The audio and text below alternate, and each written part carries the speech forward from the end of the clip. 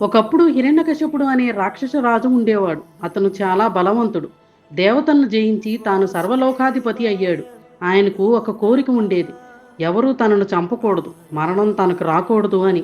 ఈ కోరికతో ఆయన బ్రహ్మదేవునికి గురించి కఠోర తపస్సు చేసి వరప్రాప్తి చేసుకున్నాడు. హిరణ్యకశిపుడు తాను దేవుళ్ళ కంటే గొప్పవాణ్ణని భావించాడు. అందుకే తన రాజ్యంలో ఎవరూ విష్ణుమూర్తిని పూజించరాదు అని ఆజ్ఞ ఇచ్చాడు. కానీ అతని కుమారుడు ప్రహ్లాదుడు చిన్నప్పటి నుంచి భక్తి శ్రద్ధలతో విష్ణువుని స్మరిస్తూ ఓం నమో నారాయణాయ అని జపిస్తూ ఉండేవాడు.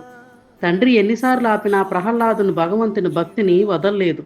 హిరణ్యకశిపుడు చాలా కోపంతో తన కొడుకుని ఎన్నో రకాలుగా చంపడానికి ప్రయత్నించాడు. విషపూరిత ఆహారం ఇవ్వడం, పాములు ఉన్న గదిలో పెట్టడం, కొండపై నుండి తోసివేయడం, ఏనుగులతో తొక్కించడం. కానీ ప్రతిసారి విష్ణు కటాక్షం వల్ల ప్రహ్లాదుడు రక్షించబడ్డాడు. తర్వాత హిరణ్యకశిపుడు తన అక్క హోలికా సహాయం తీసుకున్నాడు. హోలికాకు ఒక వస్త్రం ఉండేది. అది మంటలో దగ్ధం కాకుండా రక్షణ కలిగించేది. ఆమె ప్రహ్లాదుని మోసుకొని అగ్నిలోకి వెళ్ళింది. కానీ విష్ణుశక్తి వలన ఆ వస్త్రం ప్రహ్లాదుని కప్పేసింది. హోలిక దహించబడింది. ప్రహ్లాదుడు క్షేమంగా బయటపడ్డాడు. ఇదే హోలికా దహనానికి మూలం. చివరికి ఒకరోజు హిరణ్యకశిపుడు ప్రహ్లాదుని అడిగాడు, నీ విష్ణువు ఎక్కడ ఉన్నాడు? ప్రహ్లాదుడు సమాధానం ఇచ్చాడు, అతడు అన్ని చోట్ల ఉన్నాడు. దాంతో హిరణ్యకశిపుడు సింహాసనం పక్కన ఉన్న స్తంభాన్ని చూపుతూ అడిగాడు, ఈ స్తంభంలో కూడా ఉన్నాడా అని. ప్రహ్లాదుడు ధైర్యంగా చెప్పాడు, అవును అని.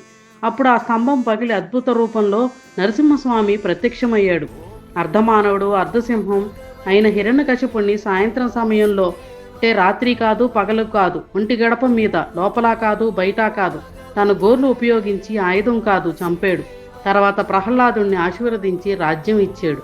నీతి: భక్తి నిజమైనదైతే దైవం ఎప్పుడూ భక్తుణ్ణి కాపాడుతుంది. కష్టాలు ప్రమాదాలు ఎంత పెద్దవైనా విశ్వాసం శ్రద్ధ ఉంటే విజయం మనదే అవుతుంది.